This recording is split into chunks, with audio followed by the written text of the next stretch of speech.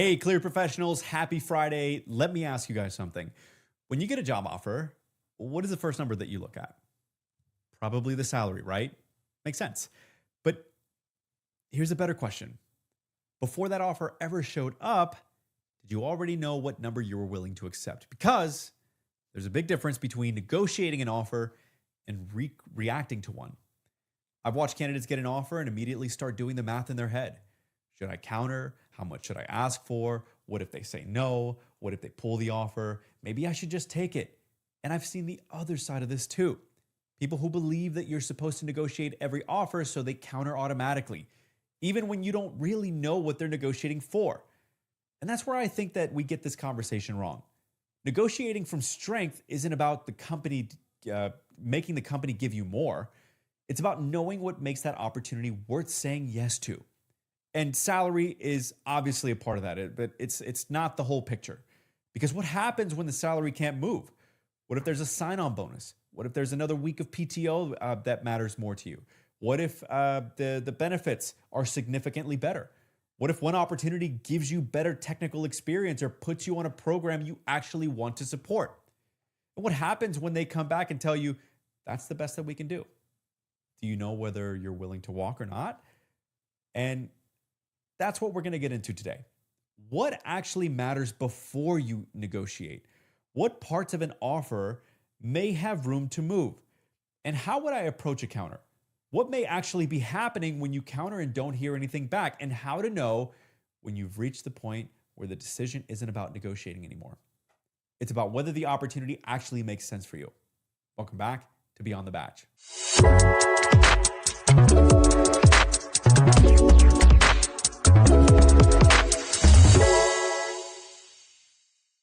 Okay, one of the biggest mistakes that you can make in a negotiation happens before there's even an offer on the table. You know, you don't know your number, put it that way. And I don't mean that I'd like to make 180K. I'm talking about knowing what would actually make you leave your current situation, because those are two very different things. Let's say that you're currently making 165K. And you're working 10 minutes from your house. You like your manager, you know the program, your benefits are good, you've got 4 weeks of PTO, and you're not miserable. Then another company comes along and offers you 175K. Is that a good offer? I don't know. And neither do you based on that number alone, because maybe, just maybe, the new commute is an hour each way. Maybe their health insurance costs significantly more. Maybe you're losing PTO. Maybe the contract has 9 months left on it. Maybe the technical work gets you closer to where you want your career to go. Or maybe it's basically the same job that you're already doing with a different company logo on your paycheck. And that's why I think the negotiation conversation has to start much earlier than how much should I counter? The first question is, what would make this worth this whole move, this entire thing? What would make it worth it? And I would actually figure that out. I would figure that out before you actually start interviewing, because something happens once you've gone through 3 interviews. You've essentially met the team. They like you. You like them. You've spent 3 weeks thinking about the opportunity, and then that offer finally comes in. Now you're emotionally invested, right? You're not evaluating some hypothetical job anymore. You're kind of imagining yourself working there, aren't you? And that's where, when it's really easy to start moving your own goalposts. Maybe you told yourself that you wouldn't leave for less than 180K. They offer 168, and then suddenly you're thinking, well, 168, it's really not that far. It's really not that far away. That's why I want you to know 3 things before your offer ever really arrives. Your target. What number would make you feel good about making that move? Not some crazy, ridiculous number that you pulled from a salary website, okay? A number that you can actually defend based on the role, your experience, your clearance, the market, and the overall opportunity. Then know your floor. And your floor is not, I'd really prefer not to go below this. Your floor is the point where the opportunity no longer makes enough sense for you to say yes. Those numbers shouldn't necessarily be the same. So if your target is 180K and your actual floor is 170K, now you have room for to have a negotiation. But there's one more piece people miss. Know what matters besides the number, okay? Maybe you'd take 5K less for significantly better PTO. Maybe you wouldn't. Maybe a shorter commute is worth more to you than another 10K. Maybe you're willing to take a lateral salary move because the technical experience puts you somewhere completely different 2 years from now. Or maybe you're already in a great situation, and if somebody wants you to leave, they're going to have to make that decision really easy. There isn't one correct answer, right? And I think that's the point that I'm trying to make. You need to know your answer for sure, because if you don't decide what matters before the company gives you its number, their number becomes the thing that you're negotiating around. And now you're reacting to their offer instead of evaluating it against your own criteria. In my opinion, that's playing defense, not offense, for all of my sports fans out there. And that's not negotiating from strength. That's figuring out what you want, while somebody is waiting for an answer. And once you know your target, you know your floor and what actually matters to you, something else becomes a lot easier. You stop looking at the offer as this one big salary number, right? You start looking at all the pieces that make up that decision. And there may be more pieces on the table than you realize, okay? Because when most people say, I got an offer for 180K, what they're usually talking about is base salary. And obviously, base salary matters. It's probably going to be the biggest number on the offer letter, right? It's what we use to pay for our lifestyles that we all have. It's what hits your paycheck. It's what your next raise may be calculated against. So I'm not going to sit here and tell you your salary doesn't matter. It absolutely does. But salary is still only one part of the offer. And this is especially important in cleared GovCon because sometimes that base has real constraints around it. Let me explain. Maybe there's a labor category tied to the position. Majority of the time there is. Maybe there's a certain amount of budgeted for that specific seat. Maybe there are internal equity considerations. Maybe the contract simply can't support another 10K or 15K in base salary. And sometimes the recruiter isn't playing some negotiation game with you. Sometimes when they say, this is as high as we can go on base, they really mean it. But that doesn't necessarily mean that the conversation is over, because the question then becomes, what else matters to you and what else can actually move? Maybe there's a sign-on bonus and that's available to you. You know, I've been in situations where I couldn't get the salary where the candidate wanted it to, but I could go back and ask, what can we do with a sign-on? Now, that's not the same as increasing your salary. That's important to note here. A 10K sign-on bonus this year doesn't mean that you're making another 10K every year after that, right? And you also need to understand the terms attached to it. So I think I might have mentioned this in a previous podcast here before. If you leave 6 months later, do you owe some of that back, right? If the contract changes, what happens, right? Read the offer, ask the question, understand what you're agreeing to at the end of the day. Then you've got PTO. And I would say this is one that people sometimes overlook until after they've already accepted the offer. Maybe you're coming from a company where you've accumulated 4 weeks of PTO and the new company starts you at 2. And that's really not a small difference, is it? I've seen that happen many a times, especially if you've got kids, especially in the summertime, right? Majority of our kids are off school. You travel, you compete, you have other family obligations, whatever it is, right? Your life doesn't stop because you changed employers. So ask, can they match your current PTO? Can they give you additional time based on your experience? What's the time of service schedule, if you will? Some people, they'll increase your PTO by a day or two if you do like a year of service or after 2 years of service. I know some of the bigs do that. Maybe the answer is still no, but now you know. Okay. There could also be flexibility around a start date. Maybe you've got a bonus vesting at your company in 3 weeks. Maybe you already planned a family trip. Maybe you want to give your current team proper notice. That's the right thing to do, right? Maybe you just need a week between jobs because you haven't taken a real break in 5 years. And that matters too. And depending on the company and the position, there may be other pieces worth understanding here. 401k match, health insurance costs, bonuses, education or certification reimbursement. You have a remote or hybrid flexibility if the role even allows for it, right? And obviously in our world, sometimes it doesn't. If the work has to happen inside of a skiff 5 days a week, you're probably not negotiating your way into working from your kitchen on Fridays, right? There are roles that I have supported, for example, that require that full scope poly where they are in a closed network building, not a skiff where you can bring your phone in, I think. I'm pretty sure I brought my phone in a closed network before, but it's a lot less strict than obviously working in a skiff. So anyway, that's beside the point.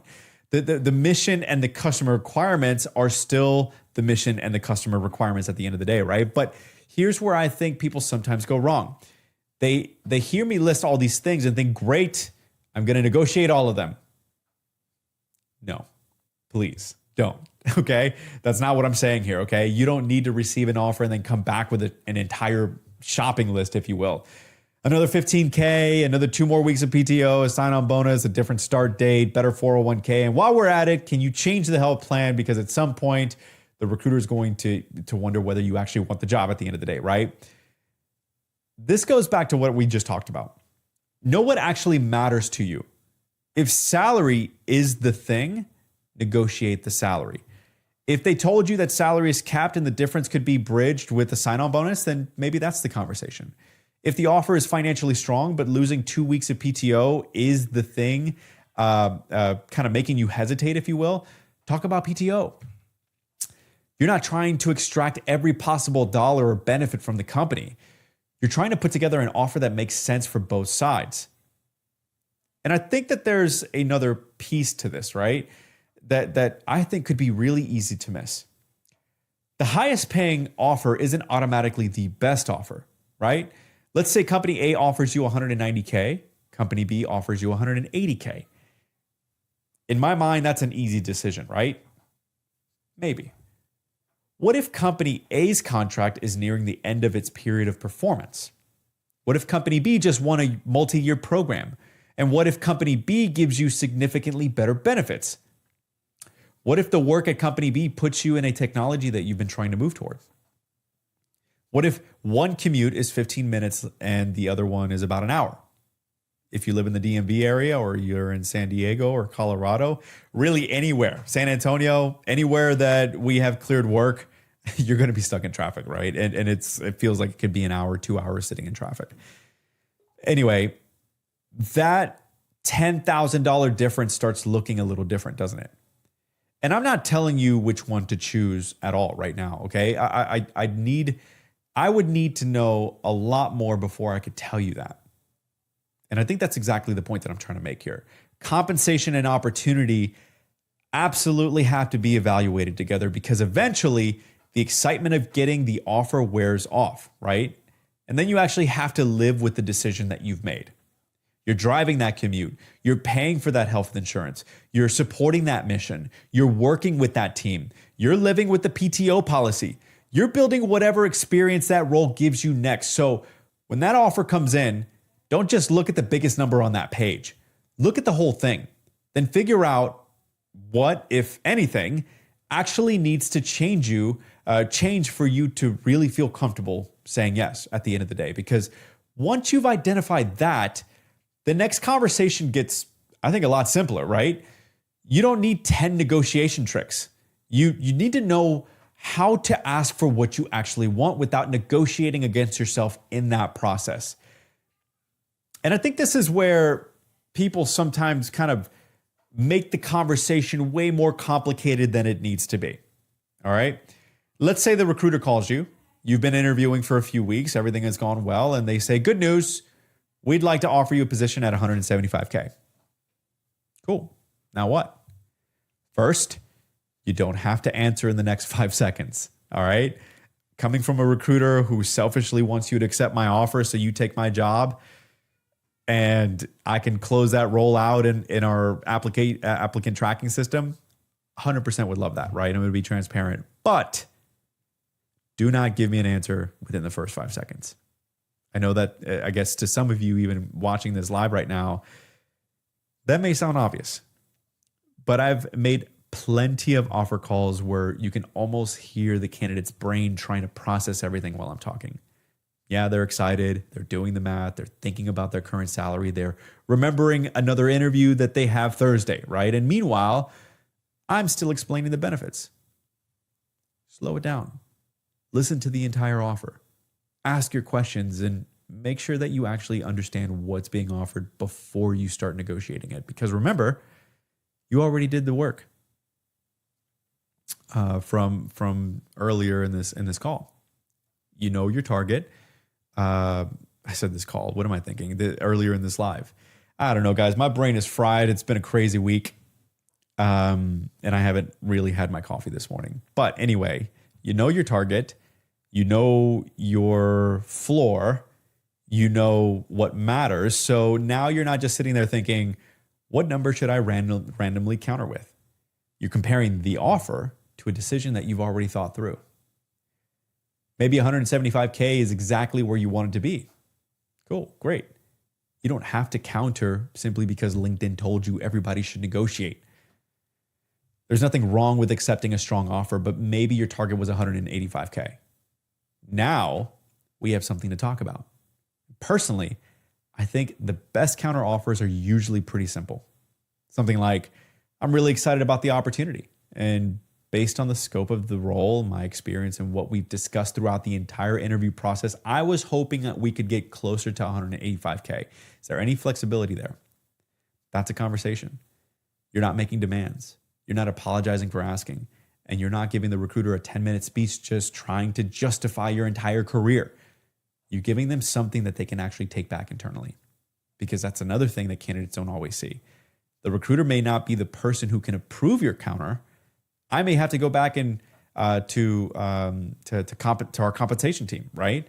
I may have to go back to the hiring manager. I may have to go back to HR, the program themselves, maybe multiple people. So help me make the case. If you're asking for another 10K and you're just doing it because I just feel like that's what I'm worth, okay, what am I supposed to do with that? But if there's something concrete, that's useful.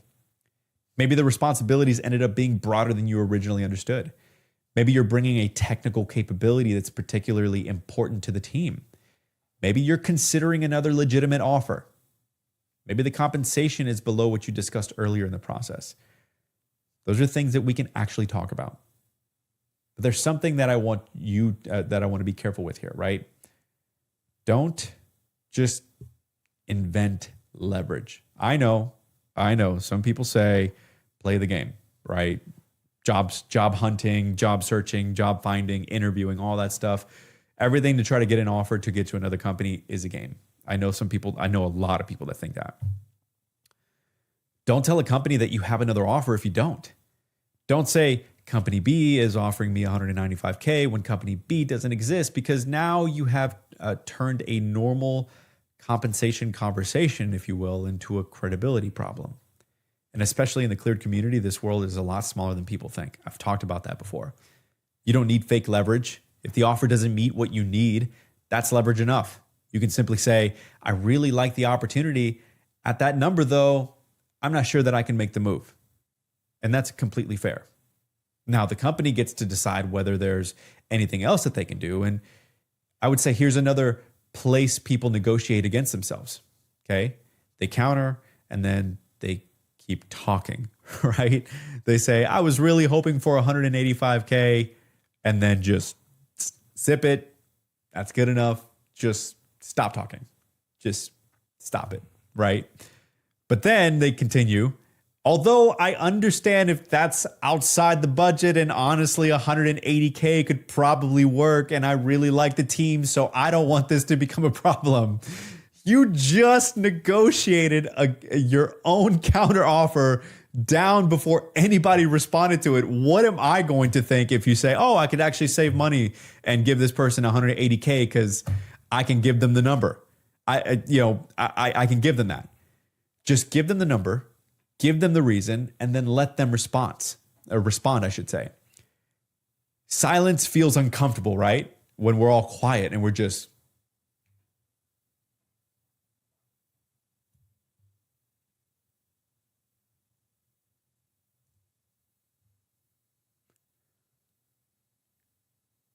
and that's okay.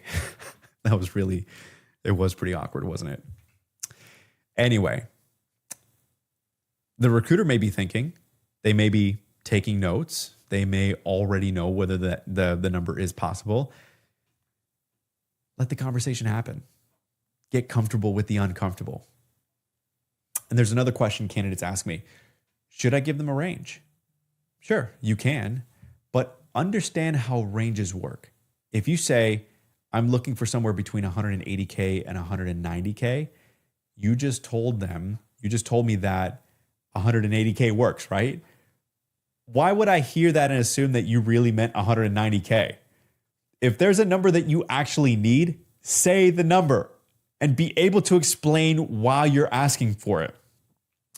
Now, none of this means that the company is going to say yes, right? We can't control that. They might come back at 180K. They might meet you at 185. They might offer a sign-on bonus instead. Or they might say 175K is really the maximum. That's not necessarily a failed negotiation, in my opinion. You asked, they answered. Now you have the information and you can go back to the work that you've already done. Does the overall offer still make sense, though? Is it above your floor? Do the other pieces make up the difference? Do you still want the job? That's a decision. But sometimes you make the counter, the recruiter says that they need to take it back to the team, and then your phone gets very quiet. And that's where candidates can start convincing themselves that asking the question just cost them the entire opportunity. Most of the time, there's a lot more happening behind the scenes that there's still a lot more. I don't know where I'm going blank here, but there's a lot more happening behind that silence that you guys are experiencing right now than you can see. Okay. And I think this is probably one of the most uncomfortable parts of negotiating an offer, because let's say that you counter on Monday. The recruiter says, okay, let me take this back and see what I can do. Tuesday comes and then nothing, right? Wednesday morning, still nothing. And now you're thinking, did I ask for too much? Did I offend somebody? Are they talking to another candidate? Did they pull the offer? Should I call? Should I email? Should I tell them that I'll take the original number, right? And this is where I want you to understand what may actually be happening on the other side, because I've been that recruiter. You give me your counter, and depending on the company, I may not be able to do anything with it myself, of course. Maybe I have to go back to the hiring manager. Hiring manager says, I'm good with it, but I need to check with the program manager. The program manager looks at the contract, then compensation gets involved. Maybe HR needs to look at the internal equity. Maybe there's another person on the team doing some similar work, and we need to make sure that your compensation isn't completely out of alignment. Maybe we have to look at the labor category. Maybe the program can support the number, and maybe it can't. Maybe we're trying to figure out whether a sign-on bonus can bridge the difference. And while all of that is happening, you see nothing. That's why silence after a counter doesn't automatically mean something is wrong. Sometimes it just means people are working the problem. Now, that doesn't mean that you should sit there for 2 weeks with absolutely no communication, because communication matters on the recruiter side too. Personally, if I'm working through a counter offer and I know it's going to take some time, I want the candidate to know that. Even if my update is, I don't have an answer yet, but we're still working through it. That's useful because now you know the conversation's still alive. But if you haven't heard anything and enough time has passed, there's nothing wrong with following up. And you don't need some complicated message, right? Just hey, just checking to see if there's been any updates on the offer. I'm still very interested and I wanted to see where things stand. That's enough. You don't need to send another paragraph defending your counter. You don't need to lower your number. You definitely don't need to panic and send, actually, I'll just take the original offer, right? Give the company a chance to respond first, because here's something else that can happen. They might come back with a different answer than you expected. Maybe you asked for 185K and the original offer was 175 and they come back at 180K. Now what? This is where the negotiation, I guess, stops being theoretical, if you will, because you have an actual decision to make at this point. Remember your target, remember your floor, remember everything else that we talked about in the offer. If 180K works for you, you can say yes. You don't have to respond, okay, now let's try 183K, $500, right? Let me try to get any penny that I can get here. At some point, you're not negotiating anymore. You're just trying to see how much more that you can get, and there's a difference.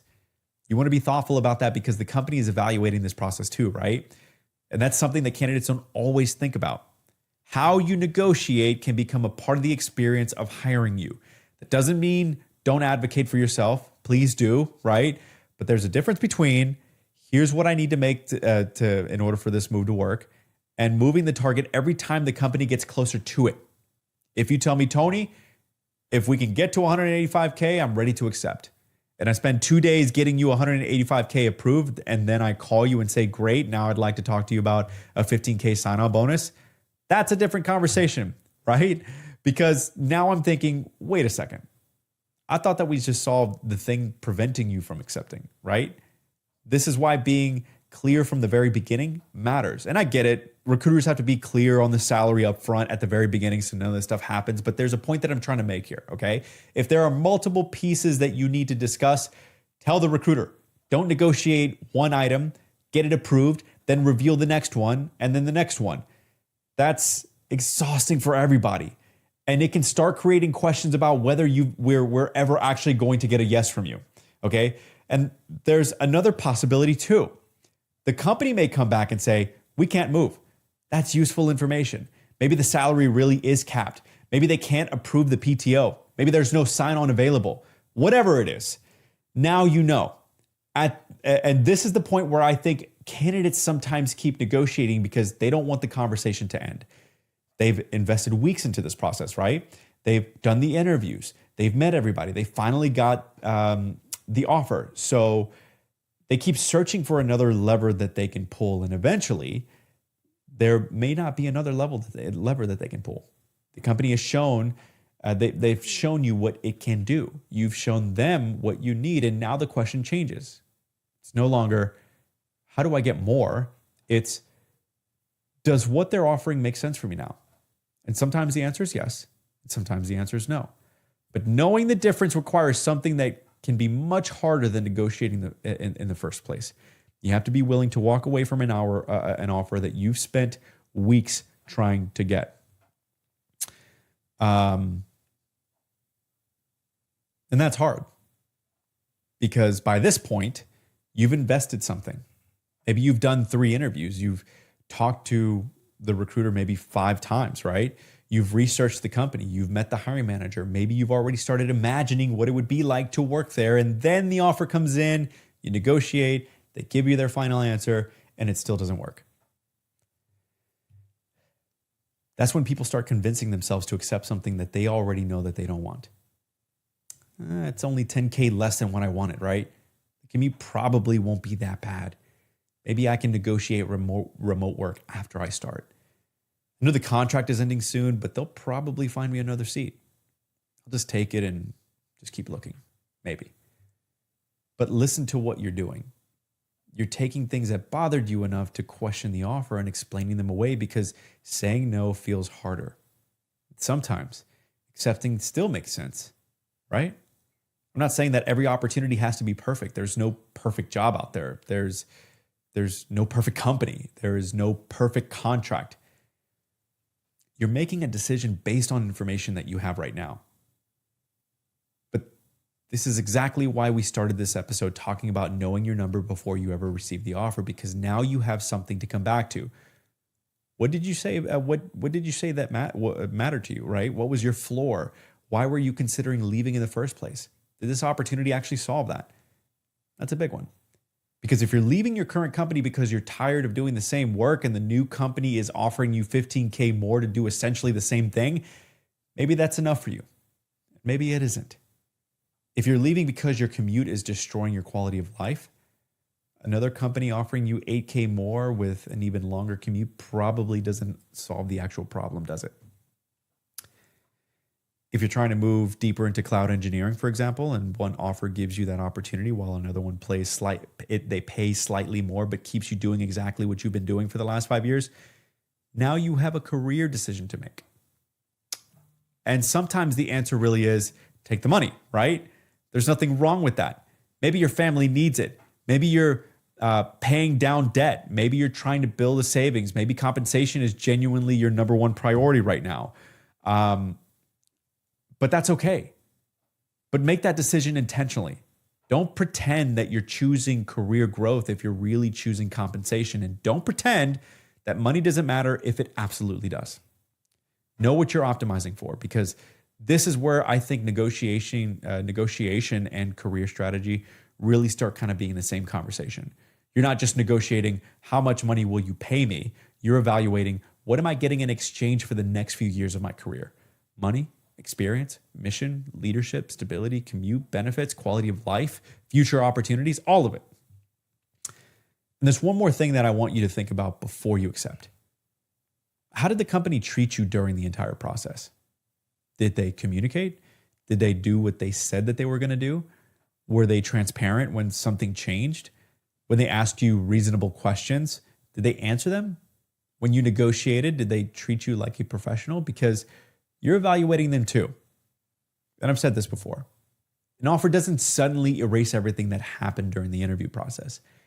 If you've been seeing red flags for 3 weeks, don't let the excitement of finally getting an offer make you forget them. And the opposite is true too. Maybe the company handled everything incredibly well. The recruiter communicated. The hiring manager was clear. The team answered your questions. The compensation's fair. The work makes sense. The offer meets the things that you said mattered. At some point, just say yes, right? Seriously, you don't get bonus points for negotiating forever. If you've got a good offer for a job that you genuinely want and it meets the criteria that you established, it's okay to accept it. That's not leaving money on the table. That's making a decision. And if it doesn't meet those criteria and you've had the conversation, you've asked the questions, you've negotiated the things that mattered, and the company simply can't get there, it's also okay to say, I really appreciate the offer, but I don't think I can make the move work. Professionally, respectfully, don't burn the bridge, because 6 months from now, something could change. A different position could open, a different program, a different compensation range. That recruiter may move to another company. That hiring manager may call you later. You don't know. A no today doesn't have to become a burned relationship tomorrow. And I think that's ultimately what negotiating from strength looks like. It's not pounding the table. It's not countering every offer because someone told you that you're supposed to. It's not trying to squeeze every possible dollar out of the company. And it's definitely not being afraid to ask for something reasonable because you're terrified that they'll take the offer away.